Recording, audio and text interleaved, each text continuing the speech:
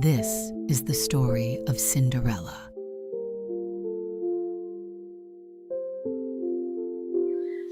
Once upon a time, in a kingdom far, far away, there lived a beautiful girl named Cinderella. Her mother had passed away long ago, and her father remarried a woman who had 2 daughters. From the moment her father brought his new wife and stepsisters into their home, Cinderella's life changed dramatically. I hope my new mom is a nice person. How did we end up in this rural area? I'm not sure I like it. Right from their first meeting, Cinderella's stepmother and her 2 daughters were filled with jealousy over her beauty and kind heart. Unlike Cinderella, her stepsisters were neither beautiful nor kind. They were rude and spoiled. It's all your fault! No, it's not. One day, Cinderella's father had to leave on a long journey for work. Cinderella, I'll be away on a long business trip this time. Please take good care of the family while I'm gone. And that was the time when Cinderella's stepmother and stepsisters turned her life into a living nightmare. One afternoon, while Cinderella was in the garden talking to her beloved birds, her stepmother approached her. Cinderella, as of today, you will live in the attic. Cinderella didn't know what to say. Helplessly, she did what she was told. She packed her stuff and moved to the attic. After that days, Cinderella had to do all the housework by herself. She often felt very tired, but her stepmother and stepsisters didn't feel bad for her at all. Cinderella, wipe the floor again. Can't you see it's still dusty? You haven't done the laundry. I have nothing proper to wear. Cinderella had no friends other than the mice and the birds that would secretly come to her window at night to escape the cold. Every night, Cinderella would fall asleep singing a song, longing for her late mother. Mom, I really miss you. I see your face in the dawn, in lullabies now gone. You guide me like a distant star, but heaven feels so very far. Your touch is like a ghostly breeze, softly through the autumn. As the days went on by, one day in the town, an announcement was made by the kingdom. Our prince is holding a ball at the castle. All the girls who are eligible for marriage are invited. As soon as the stepsisters heard about this invitation, they ran home and told their mother. You will be the most beautiful girls at the ball. The prince must pick one of you. That way we will all live in the palace. Right, Mother? Move along. We're going shopping. The stepmother and stepsisters left the house. Hearing everything that was said, Cinderella stood there with a sad expression, silently watching. The preparations went on for days, and both stepsisters eagerly bought new gowns. Every day, they would stand in front of the mirror and say to themselves, "Everyone will see I'm the prettiest girl at the ball." You should know your place. I'm far prettier than you. Do you always speak in such a teasing way? Finally, the big day had arrived. The stepsisters had woken up very early that morning, and so they called Cinderella. Cinderella, Come here. Cinderella, where have you been? Hurry and prepare my baths. Cinderella worked tirelessly to help her stepsisters get ready, and by late afternoon, all their preparations for the ball were complete. You look stunning, girls. Like true princesses of a grand kingdom.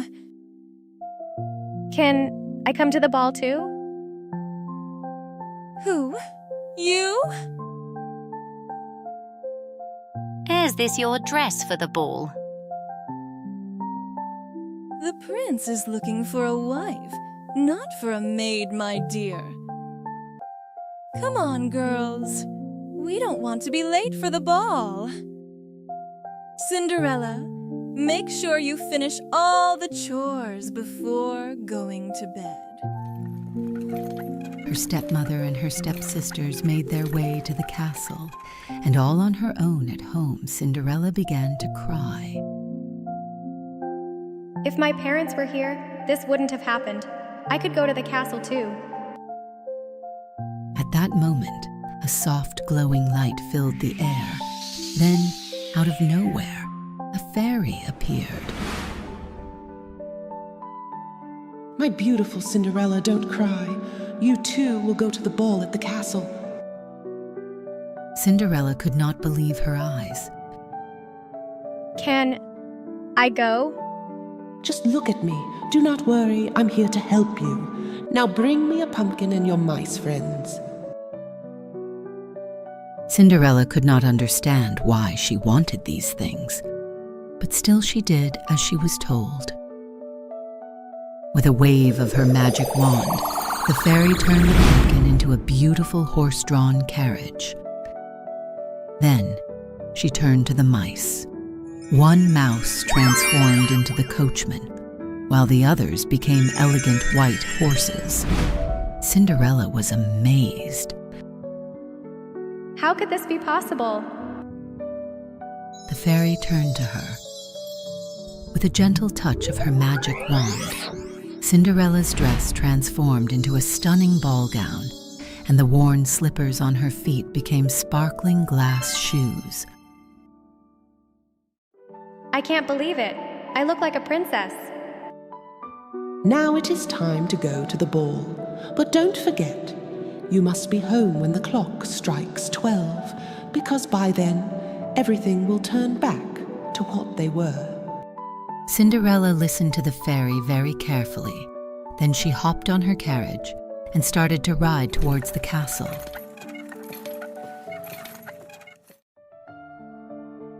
The ball had already begun, and the grand hall was filled with music and dancing. When Cinderella entered through the grand doors to the ballroom, all the eyes were on her. She looked so beautiful and elegant.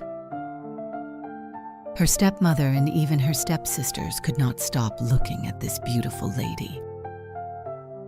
They, of course, could not recognize her. Suddenly, the prince appeared on the stairs. Cinderella really stood out amongst all the young women at the ball. The prince fell in love with the first sight of this beautiful young woman.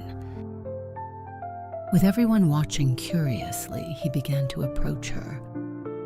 The stepsisters were thrilled, thinking the prince was coming toward them. Oh, he's coming to me. Nope, he's coming to me. But the prince passed on by and stopped in front of Cinderella. Most beautiful young lady, would you please allow this dance to me? The prince and Cinderella began to dance amongst the curious looks of all the invitees. Cinderella was so captivated by the music and the dance. She felt like as if she and the prince were the only ones in the ballroom. They danced endlessly, lost in the moment. Cinderella didn't even notice how much time had passed. But then, the grand clock caught her eye, and she saw that it was nearly midnight. In that instant, Cinderella remembered the fairy's warning. You must be home when the clock strikes 12, because by then, everything will turn back to what they were. With a panic, Cinderella began to run and left the prince behind. When she was running down the stairs of the castle, she dropped one of her shoes, but she did not even have time to go back and collect it. When she ran further, the clock struck midnight and everything turned back to what they were before. When the prince went out after her, he spotted her shoe on the stairs. I will find the owner of this shoe. If necessary, not every girl in the kingdom shall try it on. Cinderella came home breathless and went straight up to the attic. She started thinking about the night she had with the prince. She knew she had no chance, but still she had fallen in love with him. The next day, the prince commanded his servants to find the girl.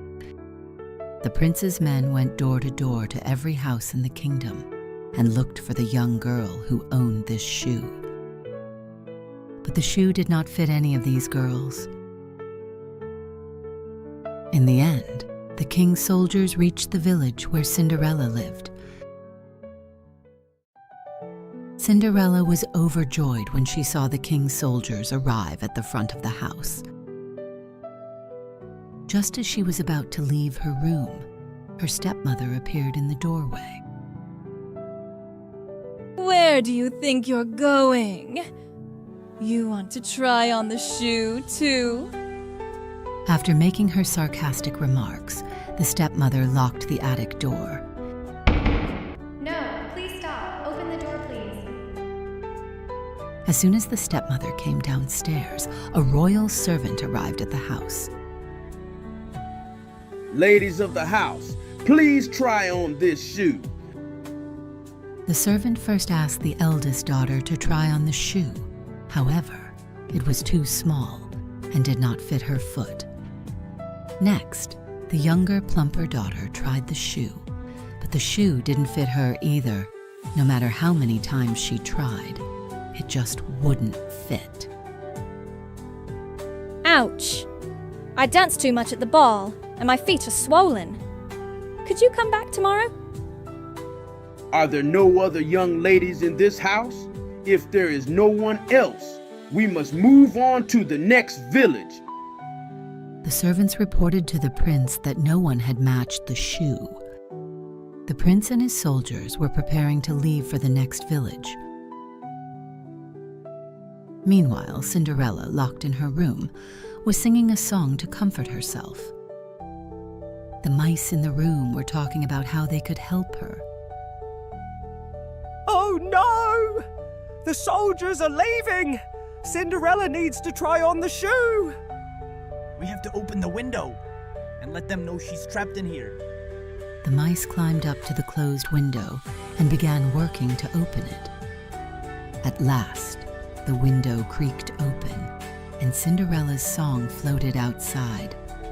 Now darkness swallows up my night. Oh mama, where did you go? Left me here with walls that show. In dreams you're holding on so tight, but wake up to a fading sight. The prince and the soldiers heard the beautiful song and came back into the house. Who is the girl singing upstairs? Oh, that's just the youngest daughter, Your Majesty. She's not feeling well, and I don't think the shoe will fit her. It is the prince's orders that every girl in the kingdom must try the shoe. With no other choice, the stepmother brought Cinderella downstairs. When Cinderella tried the shoe on, everybody was in shock because it fitted her perfectly. Oh my God! It can't be. Young lady, are you the owner of this shoe? Cinderella smiled and showed the left shoe she had hidden under the sofa. When the prince looked into her eyes, he knew she was the one who had danced with him that night. I finally found you, my princess. Cinderella, will you marry me? With teary eyes from happiness, she accepted the prince's proposal. Cinderella and the prince returned to the kingdom and had a grand wedding before all the people.